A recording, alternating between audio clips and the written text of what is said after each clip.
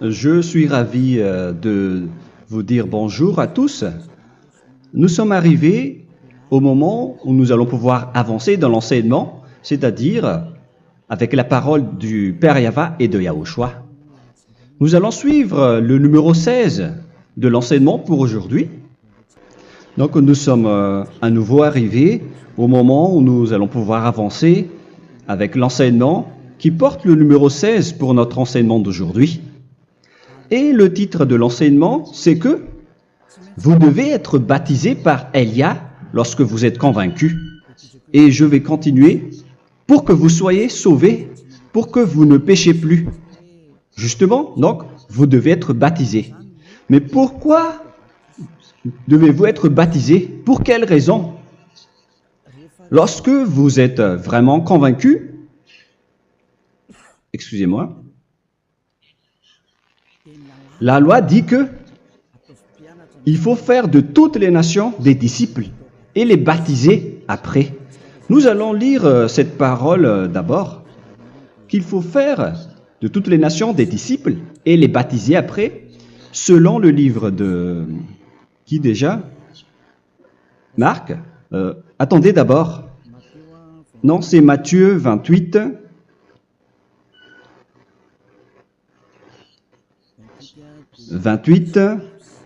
Versets 19 et 20.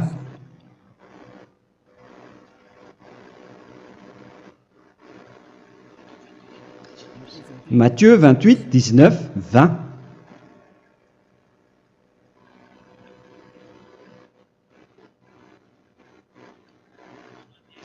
Allez, faites de toutes les nations des disciples. Ici, donc, il faut faire toutes les nations des disciples. Les baptisons au nom du Père, du Fils et du Saint-Esprit. Donc, à la fois,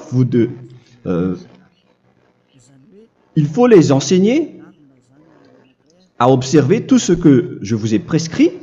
Donc, en enseignant une personne, c'est comme ce que Elia fait en ce moment. Après, donc, il faut baptiser cette personne qui est convaincue par l'enseignement. Donc, on ne doit pas baptiser une personne qui n'a jamais entendu cet enseignement. Voilà la première loi. Ce n'est pas logique de baptiser une personne qui ne connaisse rien de l'enseignement. Et après le baptême, l'enseignement continue encore, comme ce que Elia fait en ce moment. Il enseigne toujours, même les personnes baptisées. Donc, on continue toujours à enseigner. Mais le baptême est donc une loi, tout d'abord. Donc, une fois convaincu, vous devez être baptisé. Moi, je ne vais plus parler du sujet d'enseignement que vous connaissez déjà, parce que vous êtes déjà convaincu. Donc, si vous voulez être nettoyé, lavé de vos péchés, pour que vous ne péchez plus dans ce saint royaume où il y a Elia, alors vous devez être baptisé, car c'est une loi selon l'Acte des Apôtres 22:16. Pourquoi tardes-tu? Lève-toi, appelle son nom et sois baptisé. C'est dans Actes des Apôtres, chapitre 22, verset 16. Actes des Apôtres 22:16. Nous allons lire ensemble cette parole. Et maintenant, que tardes-tu? Lève-toi, sois baptisé et lavé de tes péchés en invoquant le nom de Dieu. Donc, une fois qu'une personne est convaincue de cet enseignement, comme vous qui m'écoutez en ce moment, la loi pour vous, c'est que vous devez invoquer son nom. C'est-à-dire que le nom est important pour répondre aux personnes qui disent que ce n'est pas le cas, en disant que si vous croyez, c'est suffisant. Sachez que c'est un enseignement du diable pour ceux qui disent cela. Au contraire, il faut invoquer son nom, car c'est celui qui invoque le nom de Yahva qui sera sauvé. On vous a déjà enseigné cela. Donc, il faut que vous vous levez, il faut invoquer son nom. Il ne faut plus attendre. Vous ne devez plus attendre ni hésiter. La loi vous dit, levez-vous. On vous dit aujourd'hui, on vous ordonne aujourd'hui de vous lever. N'hésitez plus. Et après, vous devez invoquer son nom en vous rapprochant du royaume de Yahushua, de l'église de Yahushua, d'appeler tous les responsables au téléphone, même pas au téléphone, il faut directement assister à l'assemblée de Yahushua dans cet endroit, car il faut que tu te lèves et sois baptisé en invoquant son nom. Et c'est ici, à l'église de Yahushua, que vous devez invoquer son nom. Alors, c'est une loi, vous ne devez plus rester dans votre maison et il faut nous rejoindre maintenant. Soyez baptisés en Yahushua et non pas en Jésus, car les baptêmes que vous avez faits auparavant n'est pas le baptême en Yahushua. Donc, votre baptême n'est pas valable, n'existe pas du tout. Et votre baptême, au contraire, il est pire. Lorsque vous l'avez fait avec des autres dieux comme Jésus, car vous allez le revêtir jusqu'à votre mort. Car selon Galates 3, 27, vous revêtez le Dieu à qui vous êtes baptisé. Comme par exemple, si vous êtes baptisé en Yahushua, vous revêtez en Yahushua. Mais les fidèles de Jésus, ils revêtent Jésus. Alors que vous voyez bien que ce Dieu, c'est un faux Dieu qui n'ôte pas les péchés, qui vous jette en enfer et qui n'existe même pas. Parce que si jamais il existait, vous devez aussi être ôté de vos péchés. Mais ce n'est pas le cas. Vous revêtez un faux Dieu, un envoyé du diable. Pourquoi? Car tous ceux qui sont pécheurs viennent du diable. Nous allons donc lire la parole de Dieu à ce sujet dans Galates 3, 27 pour vous dire que c'est un faux baptême que vous avez fait. Donc si vous avez été baptisé en lui, alors vous allez être avec le diable jusqu'à la fin. C'est ce qui est pire avec votre baptême qu'il faut enlever et supprimer rapidement, car vous êtes avec le diable. Les pécheurs viennent du diable. Et ce faux Dieu, il vous rend toujours pécheur, jusqu'à maintenant. Il vous encourage de rester pécheur, non méritant. Ça vient d'où? Ça vient de qui, ce faux Dieu-là? À ce sujet, il vient du diable, car les pécheurs viennent du diable. Ce faux Dieu qui n'existe même pas. Ce n'est qu'un collaborateur du diable. C'est dans Galates 3, 27. Je vous donne la parole en vous disant qu'il faut fuir rapidement de cet endroit qui ne vous convient pas. Le dernier baptême, ce sera pour le 8 mars 2026 à Madagascar. Et après, il n'y aura plus de baptême ici. Galates 3, 27. Vous tous qui avez été baptisés en Yahushua, par exemple, alors vous avez revêtu Yahushua. Voilà la parole. Donc, si vous avez été baptisés en Jésus, alors vous revêtez Jésus. Comme avec votre dernier baptême, vous allez toujours revêtir celui-là. Et ce vêtement ne sera jamais ôté tant que vous ne vous rapprochez pas de Élia. C'est lui uniquement qui peut vous enlever de ce baptême, de ce Jésus qui vous rend pécheur. Un collaborateur du diable et qui vient du diable. C'est dans 1 Jean, pour vous dire, est-ce que vous pouvez toujours rester dans votre ancien baptême après tout ce schéma?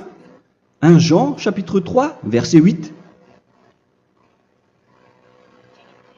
1 Jean 3, 8. C'est où déjà? Celui qui pêche est du diable, car le diable pêche dès le commencement. Vous voyez? Et voilà ce qui est pire. C'est votre Dieu même qui vous rend pécheur et qui vous dit que vous devez être pécheur. C'est lui-même, à ce sujet-là, qui vient du diable. C'est vraiment pire ce schéma, car il s'agit d'un envoyé du diable qui vient du diable. Un envoyé du diable. C'est-à-dire que ce schéma vient du diable. La parole est directe et droite. S'il n'est pas du diable, il vous aurait déjà dû il vous aurait déjà ôté de vos péchés.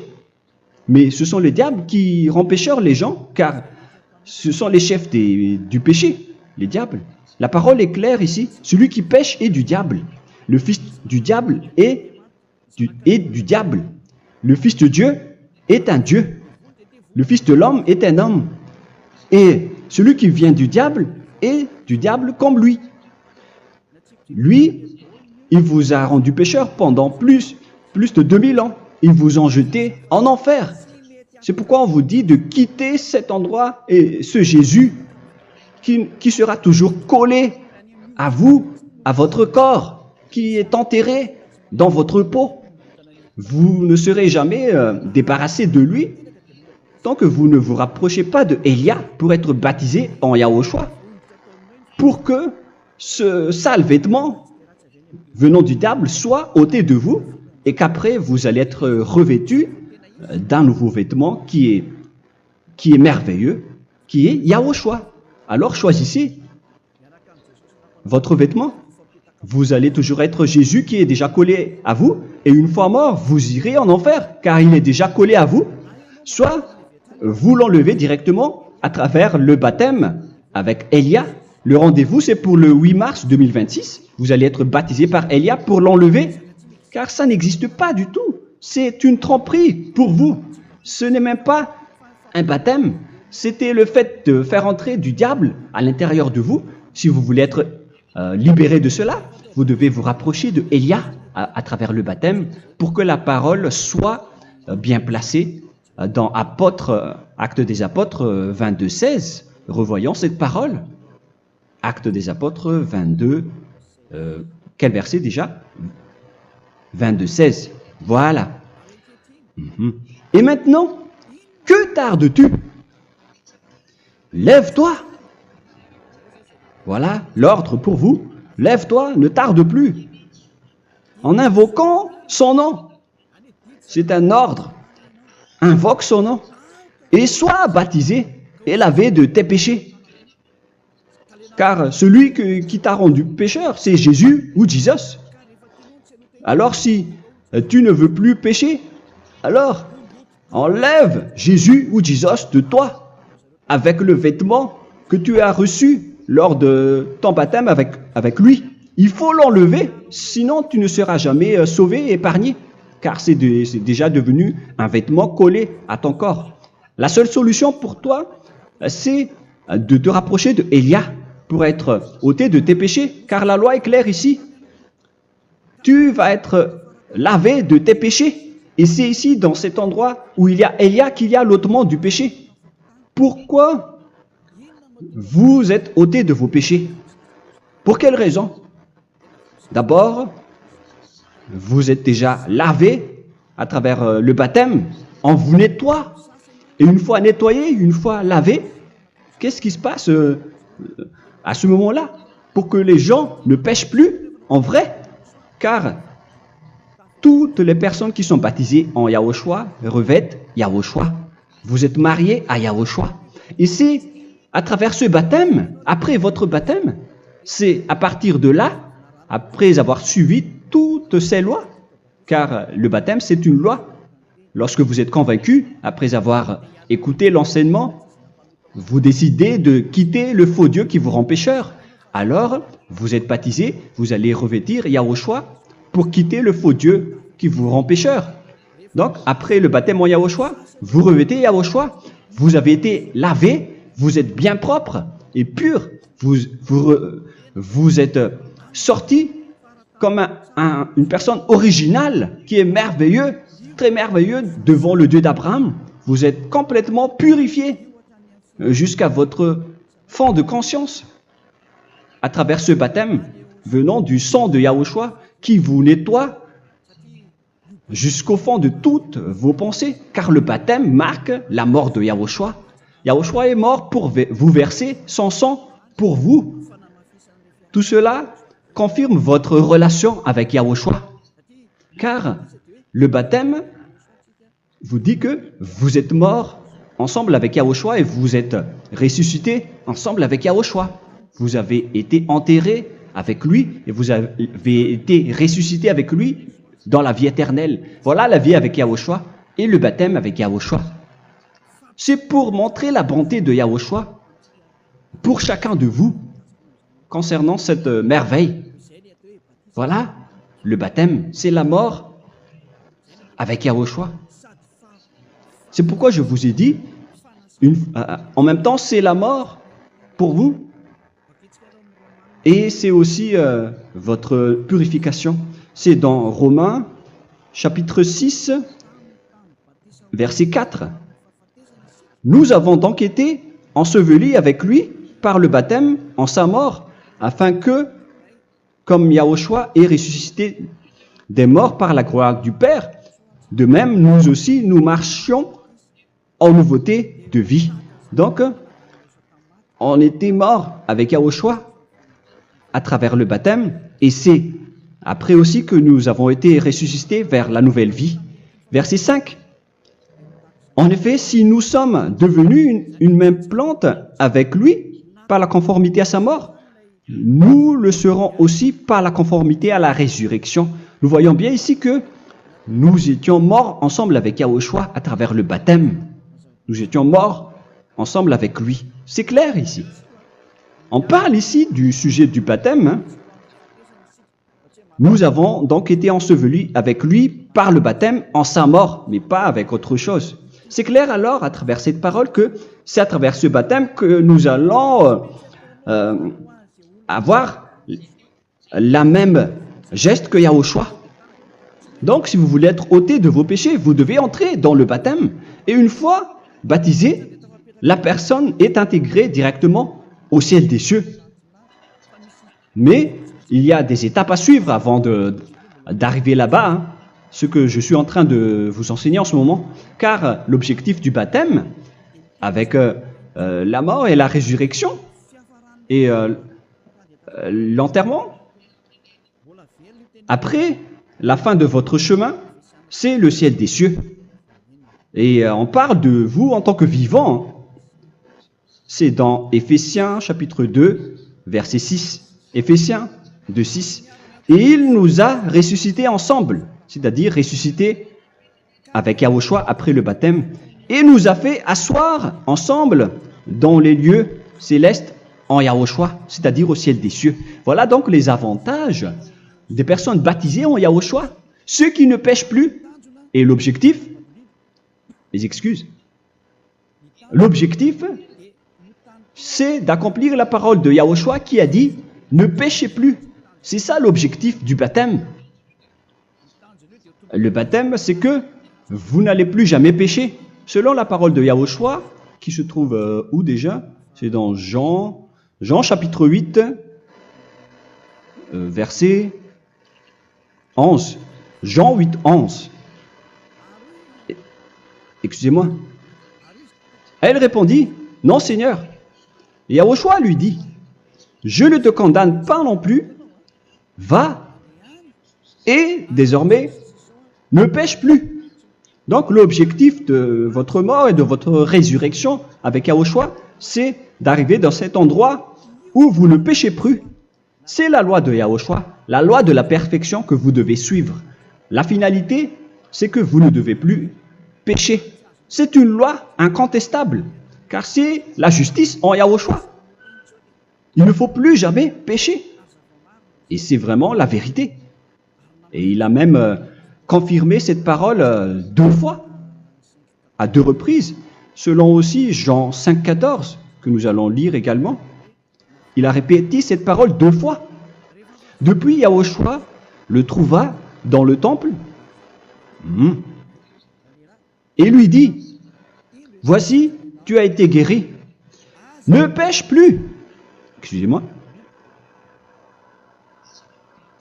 Ne pêche plus, de peur qu'il ne t'arrive quelque chose de pire. Donc il ne faut plus rappeler vos péchés, sinon le pire va vous arriver.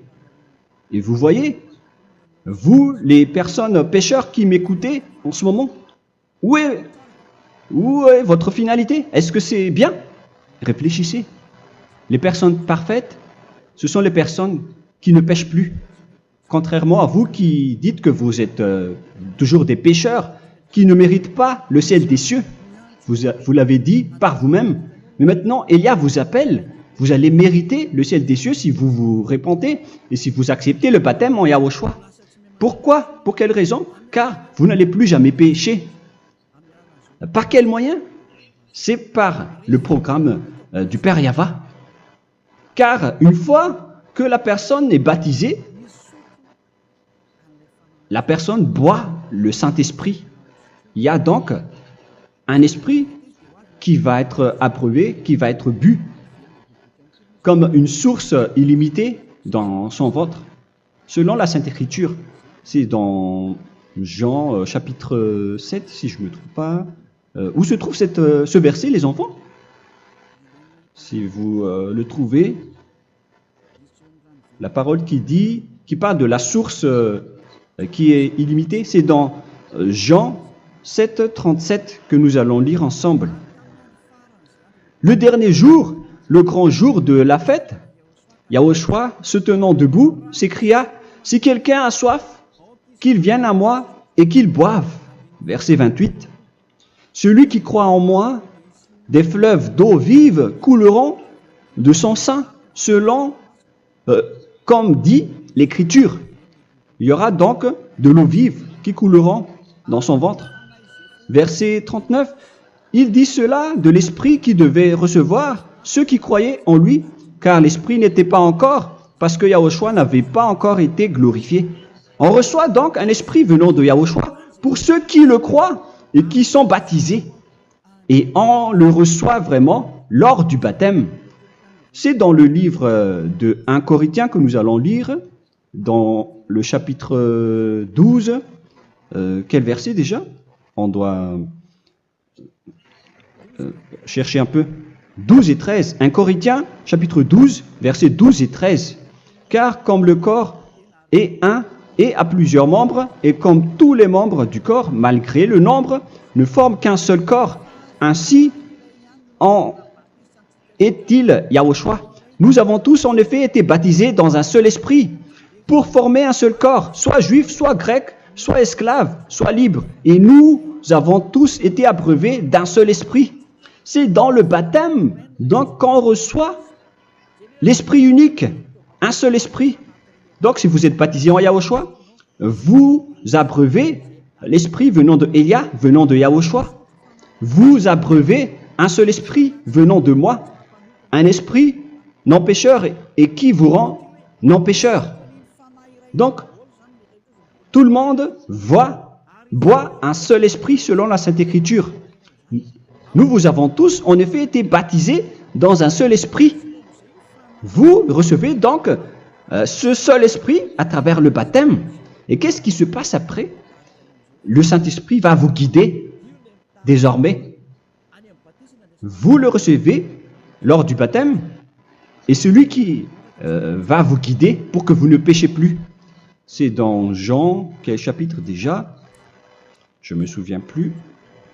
C'est dans le chapitre 14, peut-être. 14, 23.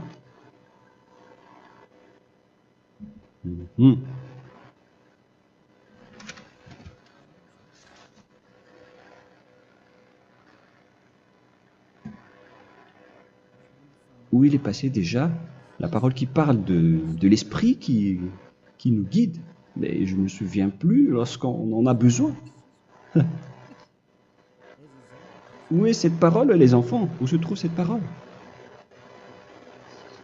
Oui, c'est 14, 26. Jean chapitre 14, verset 26. Mais le consolateur, l'Esprit Saint, que le Père enverra en mon nom, vous enseignera toutes choses et vous rappellera tout ce que je vous ai dit. La parole de Dieu précise bien ici que le Saint-Esprit, qui est le consolateur, à la fois donc il est consolateur, il est envoyé par le Père en mon nom, il vous enseignera toutes choses et vous rappellera tout ce que je vous ai dit. C'est le Saint-Esprit donc qui vous enseigne, qui vous guide avec toutes les choses que vous avez besoin dans votre relation avec Yahushua. C'est lui qui est le vrai enseignant, le vrai guide, qui vous guide dans votre chemin. C'est dans Jean 16, 13, peut-être. C'est dans Jean 16, 13 que nous allons lire ensemble. quand le consolateur sera venu, l'Esprit de la vérité, il vous conduira dans toute la vérité. Il vous conduit, il vous guide, il vous enseigne en même temps. Et à quel moment vous allez faire du mal à ce moment-là? Car en tant que consolateur, il vous frappe, il vous gronde. Il vous gronde à travers votre esprit, à travers votre conscience. Et c'est vraiment dur. Hein. Vaut mieux être attrapé par un taureau que d'être attrapé par sa conscience. Donc c'est à travers votre conscience qu'il vous guide. Mais si vous ne voulez pas être consolé ni conseillé, si vous ne voulez pas être corrigé, vous revenez vers le mal, 7 fois plus de mal. C'est pourquoi les gens quittent Yahushua, car ils ne veulent pas être consolés et guidés par le Saint-Esprit venant de Yahushua. C'est pourquoi les gens quittent et abandonnent Yahushua, car ils veulent toujours continuer à faire du mal. Mais si une personne veut vraiment être avec Yahushua, avec son cœur, cette personne ne sait plus faire aucun mal. Il ne sait plus faire ça, car elle est déjà guidée par le Saint-Esprit. Quels sont alors les fruits du Saint-Esprit, le résultat du Saint-Esprit avec une personne? Mais le Saint-Esprit existe bien, ainsi que ses résultats. Voilà. Nous allons voir d'ailleurs les fruits du Saint-Esprit. C'est dans quel verset, les enfants? Je ne me souviens pas non plus. Je vais également donc la rechercher. Nous allons voir un peu les fruits du Saint-Esprit que je vais rechercher rapidement et chercher un peu.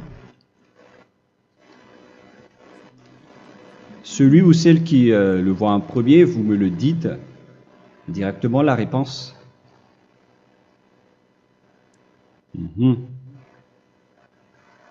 Comment? Galates 5. Galates 5. Nous allons lire à partir du verset 19 et 20. Non, on va commencer à partir du verset 22. Galates 5, 22. Mais le fruit de l'esprit, c'est l'amour, la joie, la paix, la patience, la bonté, la bénignité, la fidélité. Vous voyez? Vous marchez dans la droiture et dans la vérité directement. La douceur, la tempérance, la loi n'est pas contre ces choses. Vous voyez? Les gens ne vont plus dans le mauvais sens. Mais les gens qui n'ont pas le Saint-Esprit, voilà ce qu'ils font. Dans le verset 19 et 20. Or, les œuvres de la chair sont manifestes avec les personnes qui n'ont pas le Saint-Esprit, qui sont guidées par la chair. Ce sont l'impudicité, l'impureté, la dissolution, l'idolâtrie. Vous avez tous fait cela. La magie, les inimités, les querelles, les jalousies, les animosités, les disputes, les divisions, les sectes. Verset 21, l'envie, l'ivrognerie, vous qui êtes ivrognes, qui fréquentez les boîtes de nuit, qui dites toutes sortes de gros mots, les excès de table. Et cette parole vous convient, vous concerne même, vous qui m'écoutez en ce moment. Et je vous dis, comme je vous ai déjà dit autrement, celui qui fait cela n'héritera pas le royaume de Dieu, c'est-à-dire vous n'entrerez pas au ciel des cieux. C'est valable pour vous les pécheurs. Vous pouvez vous mesurer par vous-même. Vous qui êtes avec Jésus ou Allah, la parole est claire pour vous. Vous n'irez jamais au ciel des cieux. La question qui se pose, où est alors votre espoir, vous qui allez prier? Car la parole de Dieu vous lit déjà votre finalité. C'est la parole du Dieu d'Abraham qui a engendré Yahushua, son fils. Voilà la loi qu'il a dit aux apôtres. Les malfaiteurs n'iront jamais au ciel des cieux. Mais pourquoi vous allez encore rester là-dedans? Pourquoi ne pas rejoindre Élia pour être purifié et lavé?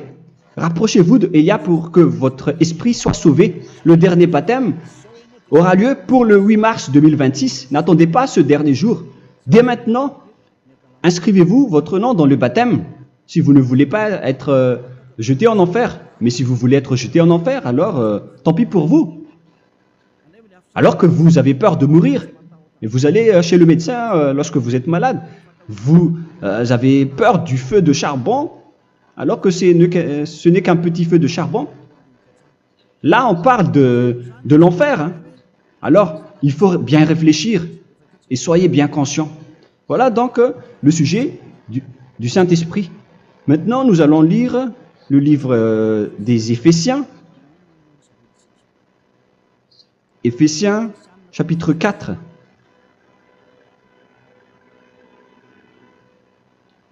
À partir de quel verset?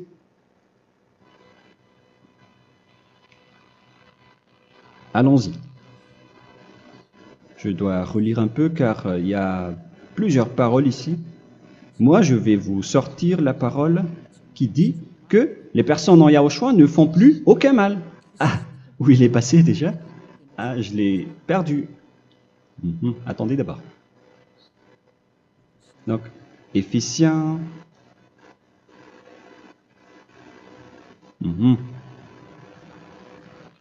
C'est dans le chapitre 5, on dirait. Et nous allons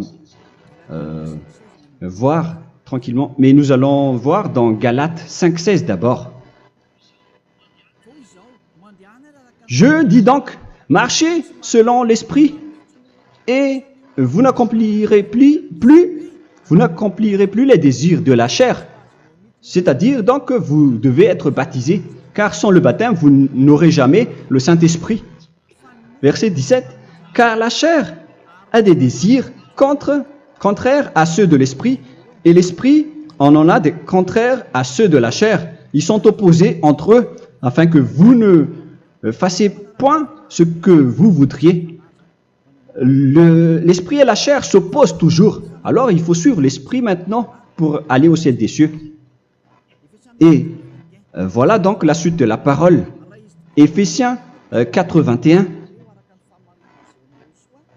Si du moins vous l'avez entendu, et si vous, conformément à la vérité qui en est en Yahushua, c'est en lui que vous avez été instruits à vous dépouiller, eu égard à votre passé, du vieil homme qui se corrompt par les convoitises trompeuses, à être renouvelé dans l'esprit.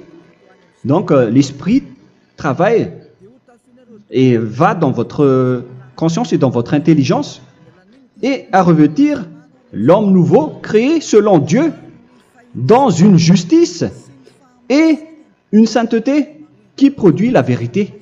Le Saint-Esprit donc vous rend droit pour que vous ne soyez pas dans le mauvais chemin et il vous guide dans la justice et dans la vérité. Voilà directement pour les personnes en Yahushua. Et c'est quoi la suite? C'est pourquoi renoncer au mensonge. Il ne faut plus mentir. Même dans les 10 commandements, ils ont dit ne mentez pas. Mais c'est juste une parole. Mais les gens, lorsque ils sont pressés, ils font des mensonges. Mais pour les gens en Yahushua, ils renoncent directement au mensonge. Et que chacun de vous parle selon la vérité à son prochain. Car nous sommes membres les uns des autres. Si vous vous mettez en colère, ne péchez point. Que le soleil ne se couche pas sur votre colère. Voilà toutes les lois de Yahushua qui sont guidées et qui sont ordonnées par le Saint-Esprit. Alors, ne donnez pas accès au diable. Ne mettez pas le mal dans tous vos chemins. Il faut rester sainte, vraie et parfaite. Que celui qui dérobait ne dérobe plus. Il ne faut plus donc dérober les choses. Et il ne faut plus donc voler quelque chose. Mais quelle est la parole du Père Yahweh et de Yahushua? Mais plutôt qu'il travaille en faisant de ses mains ce qui est bien pour avoir de quoi donner à celui qui est dans le besoin. Qu'il ne sorte de votre bouche aucune parole mauvaise, mais s'il y a lieu, quelques bonnes paroles qui servent à l'édification et communiquent une grâce à ceux qui l'étendent. N'attristez pas le Saint-Esprit de Dieu par laquelle vous devez être scellés pour le jour de la rédemption. Il faut toujours laisser le Saint-Esprit vous guider, ne l'attristez pas, sinon vous n'allez pas avoir la selle. À la fin des temps, à l'époque de Gog, on va vous donner le Saint-Esprit pour que vous soyez scellés.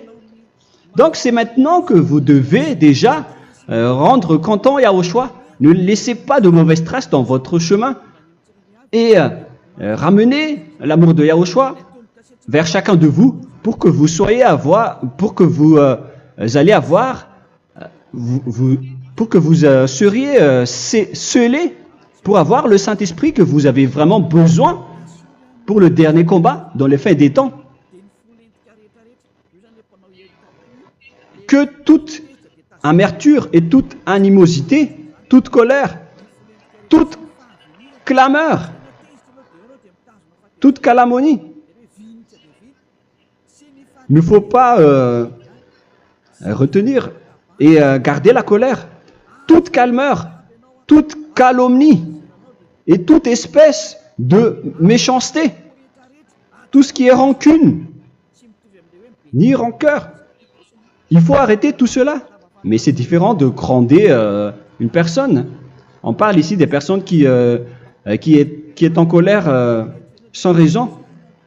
Mais lorsque vous grondez, vous n'allez pas dire à votre enfant « Mon enfant, ne faites pas ceci, ne faites pas cela ». Au contraire, si vous faites cela, votre enfant va danser devant vous. Donc, voilà ce que je veux vous dire. Il faut que vous enlevez toute calomnie et toute espèce de méchanceté. Voilà donc les lois de Yahushua qui sont sorties à travers le Saint-Esprit. Moi, je vous donne des échantillons, mais ce n'est pas au complet. Hein. La loi de Yahushua sont illimitées à travers le Saint-Esprit en fonction des circonstances et de la situation pour que vous n'attristez pas le Père Yahva et le Yahushua. Que toute amertume, verset 32, soyez donc bons les uns envers les autres, Éphésiens 4, 32, compatissant, vous pardonnant réciproquement. Donc, il faut que vous pardonnez votre ami si jamais il y a eu un petit problème. Laissez ça de côté. Il faut que vous vous pardonnez, mais il ne faut pas que vous allez recommettre des péchés après. Hein. En Yahushua, lorsque vous vous pardonnez, après il n'y a aucune rancune, comme lorsque Yahushua vous a pardonné. Mais ce n'est pas que vous allez encore revenir dans le péché. Non, non, non. C'est dans Hébreux 10, 26 qui parle des péchés volontaires. Hébreux.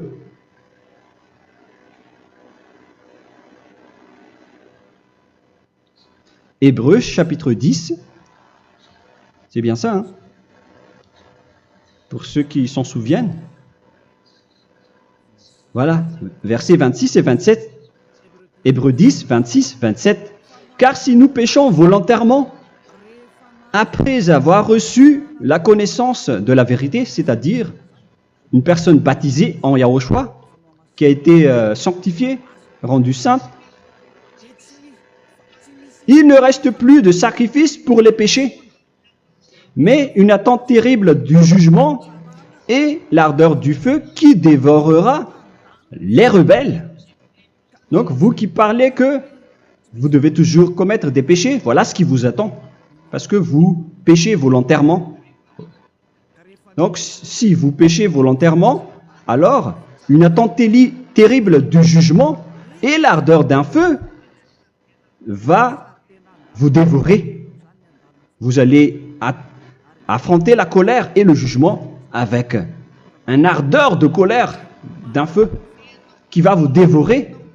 En tant que rebelle, on va vous détruire vous les ennemis, vous qui péchez volontairement. Est-ce que vous n'êtes pas encore conscient après cette parole? Vaut mieux être baptisé en Yahushua avec Elia, et après vous n'allez plus jamais pécher. Alors à vous de réfléchir, car on vous a trompé auparavant jusqu'à maintenant. On va revenir à la parole de tout à l'heure. Donc que chacun pardonne son ami et pardonnez-vous comme ce que Yahushua vous a pardonné. Voilà donc les personnes en Yahushua ne pêchent plus. Nous allons donc continuer avec le verset 5. Éphésiens chapitre 5 plutôt. Je vais encore continuer car j'ai besoin que vous l'écoutez. Éphésiens chapitre 5 verset 1. Devenez donc les imitateurs de Dieu comme des enfants bien-aimés et marchez dans la charité. Le fruit de l'esprit, c'est de l'amour, on vient de lire, à l'exemple de Yahushua qui nous a aimés et qui s'est livré lui-même à Dieu pour nous comme une offrande et un sacrifice de bonne odeur. Verset 3. Regardez ces lois. Que l'impudicité, qu'aucune espèce d'impureté et que la cubicité ne soient même pas nommés parmi vous, ainsi qu'il convient à des saints. C'est bien clair alors ici qu'il ne faut pas faire l'impudicité ou parler de tout ce qui est adultère, impudicité, qu'aucune espèce d'impureté, tout ce qui est impur, l'abomination, la profanation et tout ce qui parle autour de ce sujet, n'en parlez jamais. Et que la cupidité ne soit pas nommée parmi vous, ainsi qu'il convient à des saints, y compris l'impudicité, l'abomination. Même juste en parler, ce n'est pas autorisé. Vous voyez que c'est vraiment différent. Lorsqu'on est en Yahushua, la cupidité, c'est-à-dire parler dans le dos des autres, qu'on n'entende ni parole de déshonnêteté, ni des propos insensés, ni des plaisanteries, choses qui sont contraires à la bienséance, qu'on entende plutôt des actions de grâce, car sachez qu'aucune impudique ou impure ou cupide, c'est-à-dire idolâtre, n'a d'héritage dans le royaume de Yahushua et de Dieu. C'est-à-dire, il ne faut pas s'allier avec les malfaiteurs. Les enfants du mal, ne vous alliez pas avec eux. N'acceptez pas ce qu'ils font. Ne collaborez pas avec eux. Ne cachez pas le mal qu'ils font. Car sinon, directement, votre sainteté va être détruite. La parole est claire. Ne vous alliez pas avec ces derniers, car vous allez être le fils du mal, qui n'est pas dans la vérité. Verset 8.